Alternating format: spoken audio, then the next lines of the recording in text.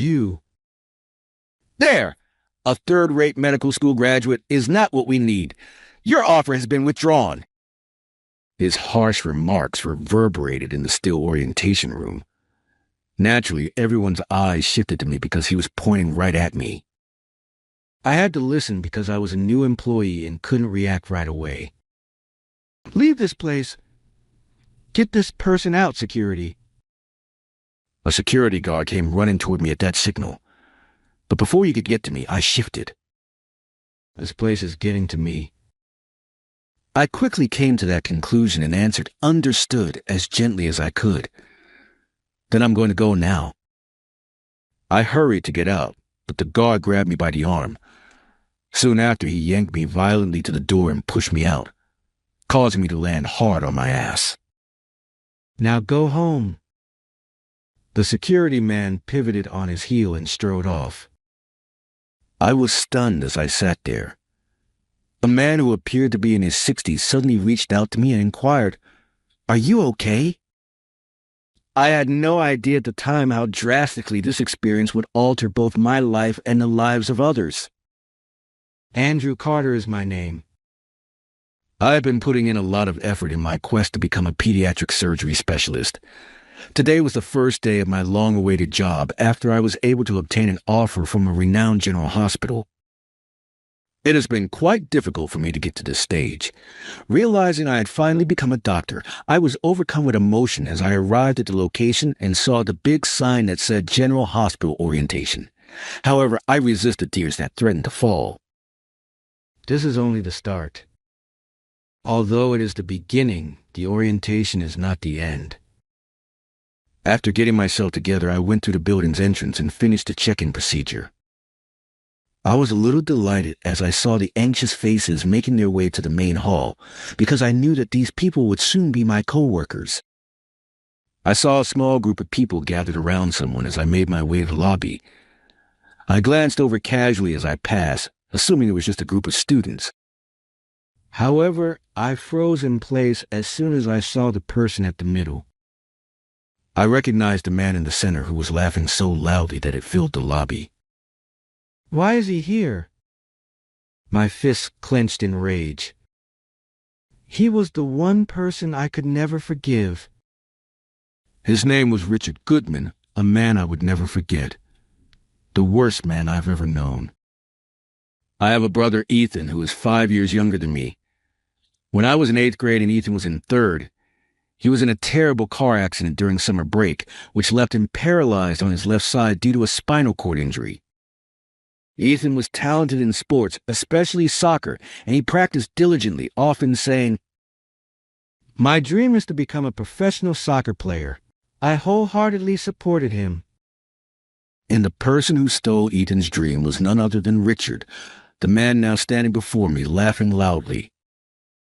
Richard noticed my glare. When our eyes met, he widened his eyes for a moment, seemingly surprised. Then, for some reason, he flashed a sly smile, as if he had spotted prime prey during a hunt, and started walking toward me. Even as he smiled, his gaze showed his disdain, as though he found my presence at this prestigious place offensive. Just as Richard opened his mouth to speak, the host's voice cut through the air. "The orientation will begin in 5 minutes. New hires, please proceed to the hall and take your seats." We both froze, remembering where we were.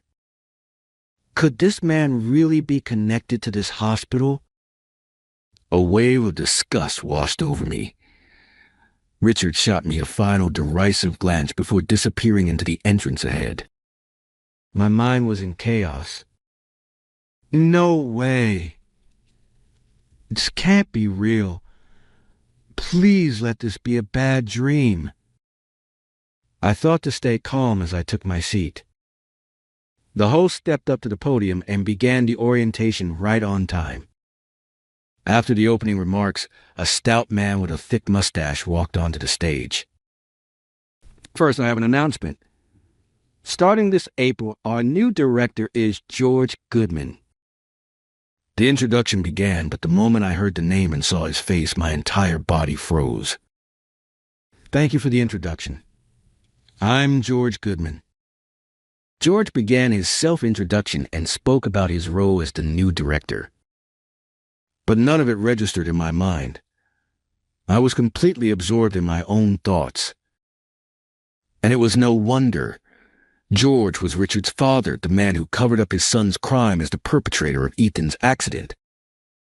My parents divorced before Ethan was born, and I never knew my father. My mother raised us alone, but after giving birth, her health deteriorated, and she passed away quickly. We had no other relatives, so Ethan and I grew up together in the same foster home. The staff there were wonderful people. I had always dreamed of taking Ethan with me and leaving the foster home once I was able to work, so that we could live together as brothers.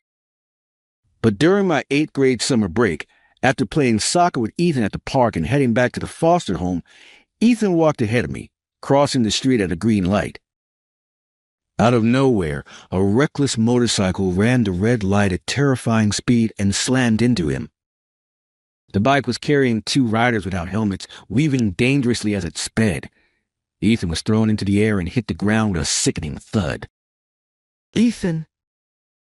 I rushed toward him, but he was bleeding heavily and barely conscious. "I'll call an ambulance right now." Since the foster home was nearby, I ran back to explain the situation to one of the staff and then hurried back to Ethan's side.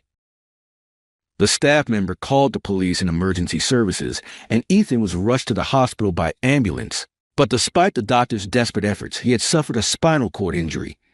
Although his life was saved, he was left paralyzed on his left side. Right after the accident, one of the bikers finally stopped, looked back at us, and shouted, "Crap! Let's get out of here," before speeding off. I'll never forget that moment. That guy was none other than Richard. Because he wasn't wearing a helmet, I could see his face clearly, and his cocky expression was burned into my memory. Despite the chaos, I managed to memorize the license plate number of the bike. While Ethan was fighting for his life in the ICU, I went to the police station with the foster home staff to report the details of the accident. The police quickly traced the bike and found out it belonged to Richard. However, instead of apologizing, Richard's father, George, somehow made the entire accident disappear. My testimony was dismissed as a misunderstanding due to a lack of security cameras or other witnesses. No, that bike was parked near the scene. You probably just assumed it was the offender's bike. After all, he wasn't involved in any crash, so you must be mistaken about that plate number. They made it seem like I was mistaken, and Richard was never held accountable. I'm begging you, please investigate the accident properly. I didn't get the license plate wrong. In that photo, it's him riding the bike. Look, I get it, but you grew up in a foster home and probably need money. Listen, the investigation is over now. Coming back here won't change anything, so why don't you head home? No matter how many times I pleaded, they dismissed me with cruel indifference. In the end, I was painfully reminded that the world revolves around cunning, deceitful adults. Ethan, who was left paralyzed on his left side, began life in a wheelchair, and his dream of becoming a professional soccer player was shattered. I couldn't keep burdening the foster home forever, so I desperately begged the staff to let me work, despite being a middle schooler. I lied about my age and worked tirelessly, saving every penny I could. I was determined to get a job after graduating high school, though my grades had always been excellent throughout elementary and middle school. I understand how you feel, but your grades are outstanding. For your future wages and your brother's care, you should at least finish high school. They even told me, you don't need to worry about high school tuition. Your mother left a small inheritance, and you can cover the rest with scholarships and part-time work. While I was torn about my future, one day Ethan said with a smile, "You're smart, Andrew. I bet you could become a doctor and heal me someday." His words inspired me, and I decided to pursue a career in medicine. With my determination, I consulted with my teacher and the foster home staff to figure out how to keep costs as low as possible while continuing my education. I went to a public high school. I focused on my studies while using all my weekends and evenings to work part-time. Even with my busy schedule, I kept my grades up thanks to the support of the foster home staff. I hated the thought of relying on them too much, but I had no choice. Instead, I swore to myself that I would repay their kindness when I became an adult. After graduating high school, I had no choice but to leave the foster home. And although it pained me, I asked them to continue caring for Ethan while I lived alone, balancing my studies and part-time jobs, pushing myself harder than ever. I thoroughly researched every financial aid program available for college and took full advantage of them. Although it was considered a third-rate university, I graduated at the top of my medical school class and worked hard to secure a job, eventually making it to today's orientation. After everything I had endured to reach this point, I couldn't believe that the man I despised had become the new hospital director. At the time, I hadn't realized that the very man who ruined my brother's life had somehow become a doctor entrusted with saving lives, a thought that filled me with rage until the surrounding voices brought me back to my senses. When I looked up at the stage, I saw Richard being called up along with a few other doctors. "This is Richard Goodman, an exceptional doctor who will be joining us as the new head of surgery this April," the host announced. As they continued introducing the department heads, I noticed George whispering something to Richard. And the moment the introduction ended, Richard grabbed the microphone from the host and pointed straight at me. "There's a liar from the foster. He's sneaking into this orientation," he sneered at me with a twisted grin, taunting me. Naturally, the people in the hall turned their attention toward me, and the room erupted in whispers. George, puzzled by the commotion, watched Richard, who whispered to him again while glancing at me. George's face darkened as he recognized me, and he took the list of new hires from his secretary and quickly found my name. His expression twisted as if to say, "How dare you come here to bring up the past?" I was stunned that he even remembered the accident. "This orientation is for elite doctors. This is no place for someone like you from a foster home." Despite being the director, he insulted me in front of all the new hires. As if I'd ever worked in a hospital run by the family responsible for Ethan's tragedy. My fists clenched with rage. Richard peeked at my entry form in George's hand and burst out laughing, saying, "A poor loser like you? A doctor? Your medical license must be fake." Then he added with a sneer, "Which med school did you even graduate from? Never heard of it. And does it even exist?" George followed up with another shout. "We don't need anyone from a third-rate med school raised in a foster home at this prestigious hospital. Get out of here. Someone, throw him out." Within moments, several security guards rushed toward me. Unable to react or argue back, I told myself I didn't need to shout anyway, forced myself to stay calm, stood up, and said, "Understood. I'll leave now." But even though I wasn't resisting at all, the security guards grabbed my arms, dragged me out of the hall, and shoved me roughly as if I were a criminal. They took me all the way to the building's entrance and then pushed me hard while yelling, "Hurry up and get out of here!" Before turning away and leaving, I stumbled and fell onto the ground, landing hard on my backside. Ouch. This is pathetic. As I sat there, paralyzed by frustration and humiliation, a calm and gentle voice suddenly came from above me saying, "My goodness, how rough they were. Are you all right?" I looked up and saw an elderly man holding out his hand to me. I took his hand and stood up saying, "Oh, thank you so much." "You really had a tough time there."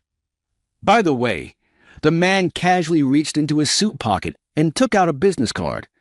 "I have an urgent matter today, so I'm sorry to trouble you, but I'd be happy if you could contact me later when you have time," he said with a kind smile. His warmth, despite his busy schedule, brought tears to my eyes. The man added firmly, "Promise me you'll get in touch." He gently patted my shoulder and walked away with a reassuring smile. 1 week after that incident, I was walking toward the medical office, dressed in a brand new white coat. I had officially started my journey as a new doctor. Of course, it wasn't at the hospital where the Goodman family worked. It was at a rival hospital, one that stood as a competitor to theirs. After calming down from the incident, I contacted the man who helped me that day. It was Mr. Sam Stanton. It turned out that Sam was the chairman of the board of a renowned medical foundation. When I contacted him, he said, "I'd really like to meet you in person and talk." He invited me to his home, where I shared everything that happened at the orientation, my brother Ethan's story, and all the details about the accident. After I finished, Sam had a serious expression, but then smiled gently. "You've been through more than words can describe, but you're safe now, and leave everything to me." He helped me find a new job at a top-tier hospital where his son was the director. Although I had graduated from what some considered a third-rate university, I had worked hard throughout my time there and even graduated at the top of my class. My thesis had caught the attention of the previous director of the hospital where the Goodman family worked, which was why I'd initially received the offer, but that offer was revoked due to George Goodman's personal grudge. However, thanks to meeting Sam, I was able to start my career as a doctor. One day, while I was diligently working as a new physician, I received several missed calls from the same unknown number. I was too busy with work and couldn't return the calls. But then the hospital phone rang. "Dr. Carter, you have a call? Thank you, please connect me." I picked up the phone, wondering who it could be, and to my surprise, it was George Goodman. "Why haven't you been answering your phone? You made me call the hospital directly." "Well, as you know, I work at this hospital now." "I don't care about that. You need to come to my hospital immediately. Do you understand?" He was just as arrogant and overbearing as ever. "Why should I go there? You're the one who revoked my offer in the first place." "Well, it's because the research from your thesis is crucial for our hospital.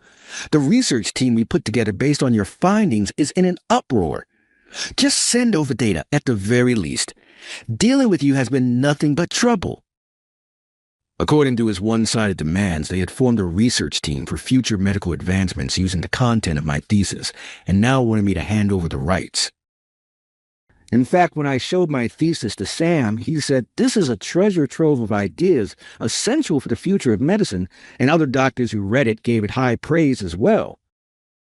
Based on that research, a new drug development and medical improvement team was formed, and we presented our findings after making significant progress. The presentation was so well received that I was interviewed by the media, which led to even more attention and recognition. Our hospital quickly rose to prominence. Originally, it was my research that had earned me the initial job offer, but as I've said, George canceled it out of personal spite. There was no way I'd go back now. It would be a betrayal of Sam's kindness. I'm continuing my research here, and I have no intention of ever working at your hospital. What then? You'll ruin your hospital's reputation, he threatened. In a flash of anger, I shot back. Try it if you dare. I hung up the phone firmly. Though I didn't regret standing my ground, I wondered if I'd gone too far. So I immediately informed Sam about the call. You really gave it to him? He didn't get angry at my final words. Instead, he praised me. He said, leave this matter to me and focus on your medical work. So I reluctantly decided to entrust it to him. A few months later, the Goodman family became the center of media scandals and tabloid headlines, and of course, not in a good way. Under George Goodman's arrogant, authoritarian leadership, the prestigious university hospital's reputation plummeted. Reports of embezzlement, cover-ups of medical errors, and other misdeeds surfaced. The headlines read, Prestige Hospital falls from grace. Richard was also exposed for falsifying his academic record, securing his position through favoritism, and blaming other doctors and staff for his mistakes, forcing many to resign. The media didn't hold back, even digging into his misconduct during his student years. Finally, the truth about Ethan's car accident cover-up came to light. Though the statute of limitations on the accident had expired after 3 years, the severity of the incident, their poor treatment of the victim, and the cover-up became widely known, leading to the Goodman family's complete downfall. Since everything was going so smoothly, I asked Sam, how did you manage this? But he simply smiled and said, Well, maybe it was just divine justice. A chill ran down my spine, so I decided not to press any further and instead focused on my medical work. I believed that dedicating myself to medicine was the best way to repay Sam for saving me and my brother from our struggles. I recall the day of the orientation when Sam extended his hand to help me. At the time, Sam had been invited to the ceremony as the chairman of a prestigious medical foundation, but he disliked formal events and had declined to attend. However, something had drawn him to check the scene from outside. With a laugh, he said, I think fate gave me the chance to meet you, Andrew. After I had told him everything that day, Sam took in Ethan, who had been staying at the foster home beyond the usual age limit, and even welcomed both of us as his adopted sons. Our house is wheelchair accessible, and my wife is thrilled because our kids left home, so she's happy to have you both here. If you ever need an aid, just let me know. I received so much of his kindness that I wondered if I could ever repay it in my lifetime. By the way, although I insisted on paying Ethan's aide salary, Sam seemed a little dissatisfied. Later, his wife confided in me that he wanted to be relied upon as a parent. Time passed. Hey, Andre. Ethan was smiling at me in the living room of Sam's home.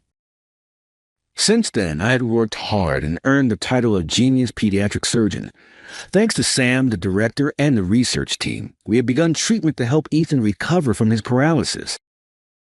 Although he was still in a wheelchair, he had been steadily improving, and now he could speak quite well and even move his left hand a little. Ethan had found a new dream.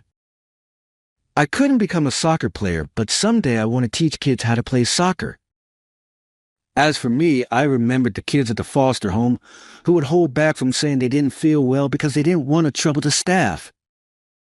Because of Ethan and the other children I'd seen, I wanted to provide medical care they could receive without fear. So I began offering free monthly checkups at the foster home where I grew up and other nearby facilities. Gradually, other pediatricians supported the cause and began helping, and the number of participating facilities grew. Ethan was delighted and said, Andrew, you're so cool. I'm proud of you. I finally felt like I was beginning to repay the foster home staff for all they had done for us. We even discovered hidden medical conditions in some children during the checkups. The staff thanked me, and I couldn't help but feel a little embarrassed. Reflecting on the downfall of the Goodman family, I felt I had learned firsthand that what goes around comes around. I resolved to continue protecting the health of children who carry the future, doing everything I can in my capacity as a doctor. I also vowed to cherish my connections with people and my actions each day, never forgetting gratitude as I move forward.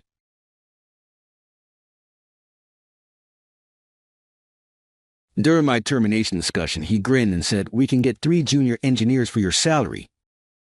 Just cutting costs, nothing personal. Victor Hale is my name. I have worked as the chief systems engineer at Veltria for 18 years, and I am 55 years old. I had designed every expansion, constructed their whole infrastructure from the ground up, and kept everything operating so efficiently that the executives were unaware of how much the business relied on me, until they decided they could no longer afford me. Graham Vickers, the recently hired chief technology officer who had only been with the company for 6 months, was seated across from me. He had an MBA from Cornell, wore fancy spectacles, and was 42. He had been hired to modernize operations, which reportedly meant laying off the most seasoned employees first.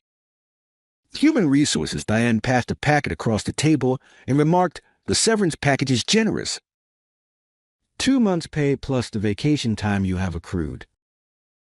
I said thank you, nodded, and accepted the packet. "Do you have anything further to say?" Graham appeared nearly disheartened. Perhaps he had anticipated my argument or threat of legal action. Give him a way to express to the board how challenging I was being. What should I say to you? The majority of people in your position have queries and worries. I gave a shrug. It seems fairly simple to me. Diane and Graham gazed at each other, both of them equally confused by my composure. They didn't realize that I wasn't at ease. I had just finished. There is a distinction. Graham went on, well, we'd appreciate your help with the transition. The system architecture will require some direction from the new engineering team. A consultancy agreement for a few weeks, maybe. Even though I knew I wouldn't, I said, I'll think about it. We exchanged handshakes. I tidied up my desk without protest. One cardboard box contains 18 years of labor. A few co-workers turned away nervously, fearing the same fate might befall them, but I nodded goodbye. My phone buzzed as I made my way to my pickup in the parking garage. Alan, the database administrator, texted 12 years ago. I hired. This is Vic. The entire squad is in a panic. I didn't answer. At home, I had a drink of bourbon while watching the sunset paint the water copper from my deck with a view of Lake Ontario. Elaine, my wife, touched my shoulder. Now what are you going to do? I gave a shrug. Something is going to appear. I hadn't just constructed their systems, which was something Graham was unaware of and hadn't bothered to find out. Due to the company's consistent refusal to provide funding for a comprehensive documentation team, I had custom-coded major areas myself with little documentation. The complex network design, the hidden security layers, and the deep redundancies were all only understood by me, and I had no intention of telling anyone about it. Back when Veltria Housing was still known as Bayview Properties, it was a modest real estate management company with 12 staff members and 4 apartment buildings. 2 desktop PCs, a fax machine, and a dial-up internet connection made up their whole IT setup. I was hired away from a consulting job in Syracuse by the owner, Harold Bay. We're growing, he informed me.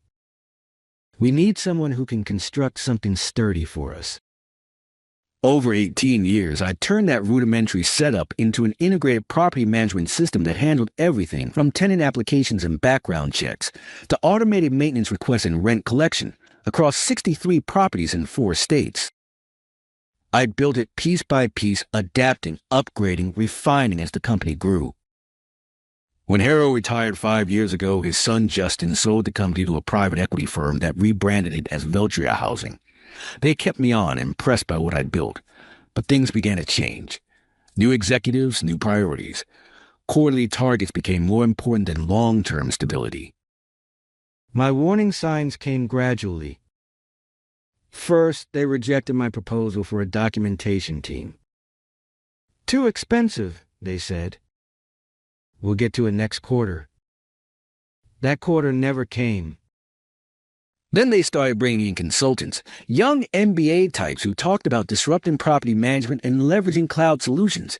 They'd sit through my explanations of our system architecture with glazed eyes, then recommend off-the-shelf solutions that wouldn't integrate with our custom infrastructure.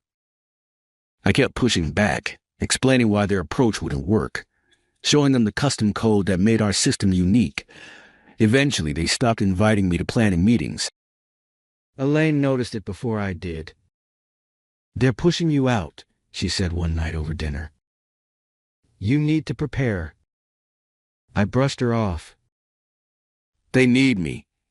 No one else understands how the whole system works together. That might be exactly the problem, she replied. 6 months ago, they hired Graham as the new CTO. He came from a banking software company and immediately started talking about standardization and legacy system replacement. He hired 3 junior engineers fresh out of college, had them shadowing me, asking questions about the system. I answered their questions, but I knew they weren't grasping the complexities. How could they? It had taken me years to build those systems, to understand the interdependencies, to create the redundancies that kept everything running smoothly when problems arose. Last week, Graham stopped by my office. Quick meeting tomorrow morning, he said casually. Just a quarterly check-in. I should have seen it coming. The first call came 2 weeks after my termination. I was in my home office updating my resume when my phone rang. Graham Vickers. I let it go to voicemail. Victor, it's Graham. We're having some issues with the tenant portal. The junior team is working on it, but they're having trouble understanding some of your code architecture. Could you give us a call back? It would just be a quick consultation. I deleted the message and went back to my resume. 3 more calls came that day, each voicemail sounding increasingly desperate. By evening, Alan texted me, "System's been down all day. Maintenance requests aren't processing. Graham's losing his mind." The next morning, Diane from HR called. Victor, I hope you're doing well. I'm calling because we'd like to discuss a consulting arrangement, just temporary, to help with some current system issues. The compensation would be quite generous. I picked up my phone. How generous? $300 per hour. Minimum 4-hour engagement.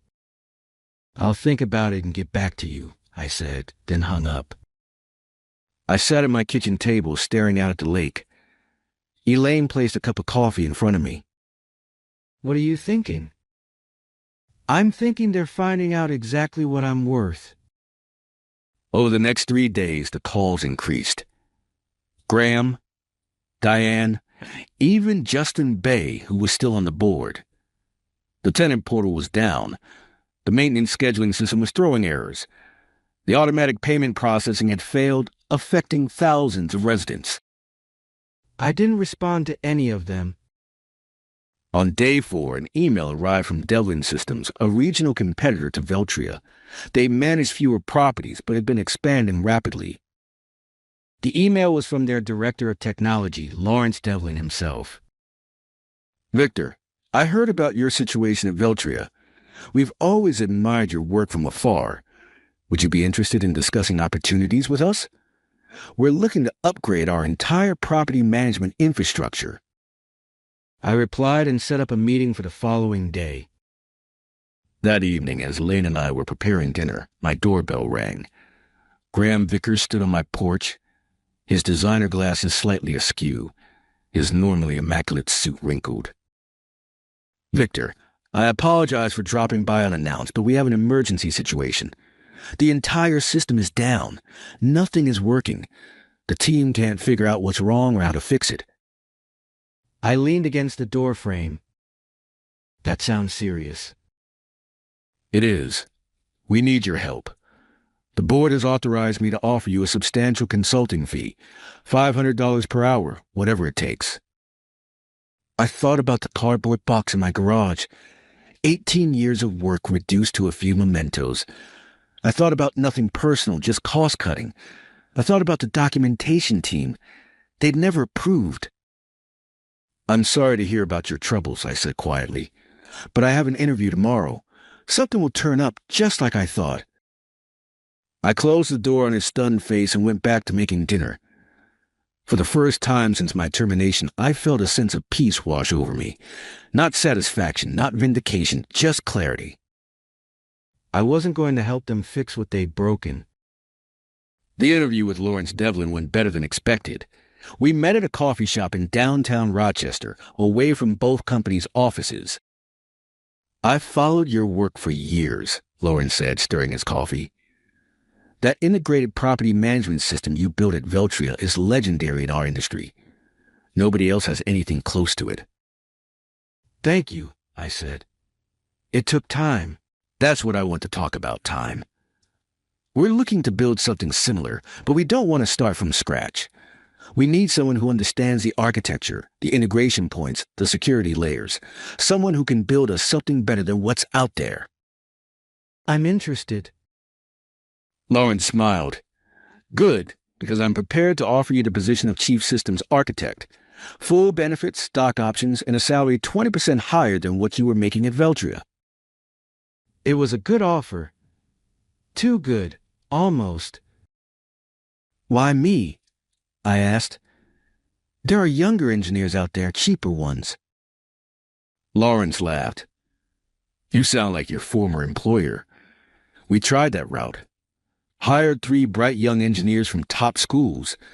They built us something sleek and modern that crashes every time we get more than 100 simultaneous users. We don't need cheap. We need reliable. I accepted the offer the next day. Meanwhile, Veltria's problems were escalating. Alan kept me updated through occasional texts. The system had been partially restored, but critical functions were still failing. They'd brought in an expensive consulting firm that specialized in legacy system recovery. A week after I started at Devlin, Graham called again. Victor, please. This is getting serious. We've lost access to payment records for the past 3 months. Tenants are complaining about incorrect charges. The consulting team says they need your input on the database structure. I was tempted to ignore it, but something made me pick up. Graham, I'm employed elsewhere now. Exclusive contract. I'm afraid I can't help you. We'll double whatever they're paying you for just 2 days of your time. It's not about the money. Then what is it? About revenge? Are you enjoying watching us struggle? I paused, considering my answer carefully. No, Graham. I'm not enjoying it. But you made a business decision. You decided my experience wasn't worth the cost. Now you're discovering what that actually means. The board wants to discuss bringing you back. Full salary plus a signing bonus. For a moment, I felt a flicker of satisfaction, but it quickly faded. Going back would solve nothing. The same executives who decided I was expendable would be waiting for the next opportunity to cut costs. I appreciate the offer, but I've made a commitment to Devlin Systems. Graham's voice hardened. You know, there could be legal implications if we discover you intentionally made our systems difficult to maintain. Non-compete clauses. Intellectual property concerns. There it was, the threat I'd been expecting. The system is exactly as it was when the company repeatedly denied my request for a documentation team, I replied evenly. Every line of code belongs to Veltria, as specified in my employment contract. I've taken nothing with me except my experience, but feel free to have your lawyers contact mine. I hung up, hands shaking slightly, not from fear, but from anger I hadn't allowed myself to feel until now. The accusation that I'd somehow sabotaged him was the final insult. At Devlin, I was starting fresh. Building systems properly from the ground up, with full documentation, training programs for the engineering team, and redundancies that will prevent the kind of catastrophe Veltria was experiencing. I wasn't going to look back anymore, but I wasn't going to help them either. Some lessons had to be learned the hard way. A month after joining Devlin Systems, I received an unexpected visitor in my new office. Alan, my former database administrator, stood awkwardly in the doorway holding a laptop bag. Got time for lunch? He asked. Over sandwiches at a nearby deli, Alan filled me in on the chaos at Veltria. It's worse than you think, he said, lowering his voice despite the noisy lunchtime crowd. They've lost access to historical data going back 3 years. The backup systems are corrupted somehow. The consulting firm is saying they might need to rebuild from scratch. I wasn't surprised. The backup system had multiple redundancies and security protocols that need to be followed precisely. Skip one step, and the entire process would fail in a way designed to protect tenant data from unauthorized access. That's not all, Alan continued. I found something when I was trying to help the consultants understand the payment processing system. Graham had been planning your termination for months. He'd been meeting with the board, convincing them that your custom infrastructure was too expensive to maintain. How do you know this? Alan pulled out his laptop and showed me a series of emails he discovered in the system archives. Emails between Graham and the board discussing the legacy staff reduction plan and specifically naming me as the first target. He told them they could replace you with cheaper engineers and transition to off-the-shelf solutions within 6 months, Alan said. He projected cost savings of over $1 million annually. I read through the emails, feeling a strange detachment. One line from Graham stood out. Hale's custom systems are unnecessarily complex. He's made himself indispensable by design, not necessity. There's more, Alan said. The private equity firm that owns Veltria is planning to sell. They've been prepping for this for over a year. Graham was brought in specifically to cut costs and make the company look more profitable before the sale. Now it all made sense. The push for standardization, the resistance to proper documentation, the sudden focus on reducing senior staff costs. It wasn't about improving the company. It was about dressing it up for a quick flip. Why are you showing me this? I asked. Alan closed his laptop. Because I quit yesterday. And I'm not the only one. Half the IT department has left. The consultants are estimating at least 6 months to restore full functionality, maybe longer. He hesitated. And because Veltria's biggest client, Westbrook Properties, is considering jumping ship. They've lost faith in the management system. I thought about the implications. Westbrook represented nearly 30% of Veltria's revenue. Losing them would be devastating, especially with a sale pending. What will you do now? I asked. Alan grinned. Actually, I was hoping Devlin might be hiring database administrators. Later that afternoon, I spoke with Lawrence about bringing Alan on board. He agreed immediately. We were building a team brick by brick with people who understood what it meant to create systems that lasted. That evening, I received another call from Graham. This time his voice had lost its authoritative edge. "Victor, please. The situation is critical. Westbrook is threatening to terminate their contract. The board is questioning my decisions. We need your help." "I'm sorry, Graham. I can't help you. Name your price. Anything." "It's not about price. It's about respect for experience, for the work that goes into building something right the first time." The line was silent for a moment. "You knew this would happen," he said finally. "You knew exactly what would break and when." "No, Graham. I just knew what I had built and what it took to maintain it. Information I tried to share many times." I ended the call feeling neither triumph nor regret, just a quiet certainty that some lessons can only be learned through failure. The opportunity came faster than I expected. 2 months into my role at Devlin Systems, Lawrence called me into his office. "I just got off the phone with Jeffrey Westbrook," he said, referring to the CEO of Westbrook Properties. "They're officially terminating their contract with Veltria next month. They want to know if we can handle their portfolio." Westbrook Properties managed over 10,000 units across the Northeast. It would more than double Devlin's current operations. "We're not ready for that kind of scale," I admitted. "The new system is coming along, but it's only halfway there." Lawrence leaned forward. "What would it take to get ready if we had to?" I thought about it. 3 more senior engineers, dedicated server infrastructure, and at least 8 weeks of development time. Even then, it would be tight. Jeffrey's desperate. Veltria's failures are affecting their reputation with tenants. He's willing to give us 12 weeks and fund the infrastructure expansion.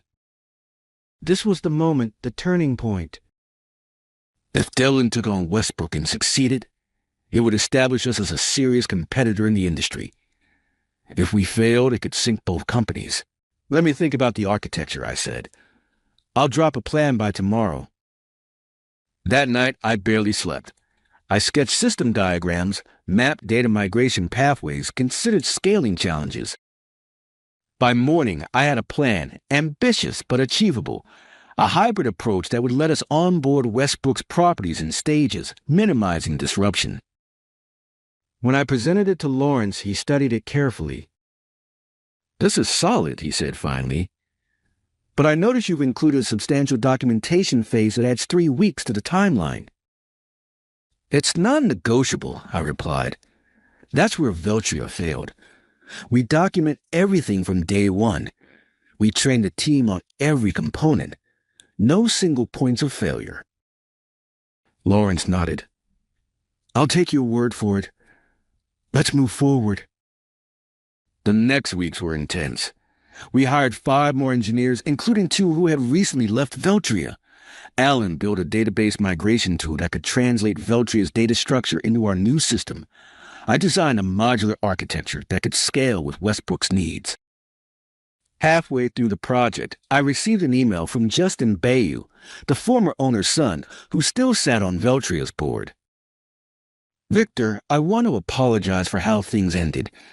The board was misled about the implications of letting you go. Graham has been removed as CTO. We're struggling to recover, and Westbrook's departure will hit us hard. If you're ever interested in coming back, the door is open." I didn't respond. 10 weeks into our 12-week timeline, we were ready for a staged rollout. Westbrook's smallest region, comprising 2,000 units in western New York, would migrate first. If successful, the remaining regions would follow. The day before the migration, Lawrence called me into his office again. A familiar face was waiting, Jeffrey Westbrook himself. "So, you're the system architect?" Jeffrey said, standing to shake my hand. "Lawrence has told me a lot about you."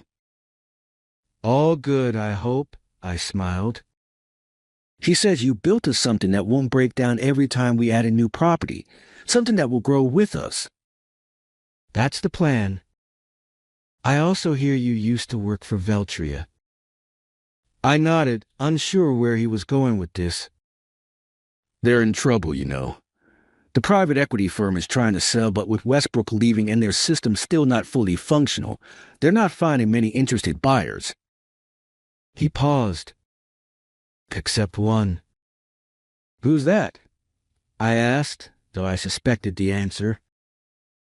"Devlin Systems," Lawrence said. "We're considering making an offer at a substantial discount to what they were valued at 6 months ago." I looked between them, processing the implications. "If that happens," Jeffrey continued, "we'd want someone who understands both companies to lead the integration. Someone who could salvage what's valuable from Veltria's infrastructure while transitioning everything to your new architecture." "Are you asking if I'd be willing to work on that?" I clarified. Lawrence nodded. "Only if the acquisition goes through, and only if you're comfortable with it." I thought about the irony, the system I'd built, the people I'd trained, the company that had discarded me, all potentially coming back under my direction. "I'd be willing," I said finally. "But I have one condition. We do it right. Full documentation, proper training, no shortcuts." "Agreed," Lawrence said. "We've learned that lesson." As I walked back to my office, I felt no vindication, no desire for revenge, just a simple satisfaction of knowing that good work done right eventually speaks for itself. 6 months later, I stood in the lobby of what had once been Veltria Housing's headquarters. The sign now read, "Devlin Integrated Property Management." The acquisition had gone through for less than a quarter of what the company had been valued at before my departure.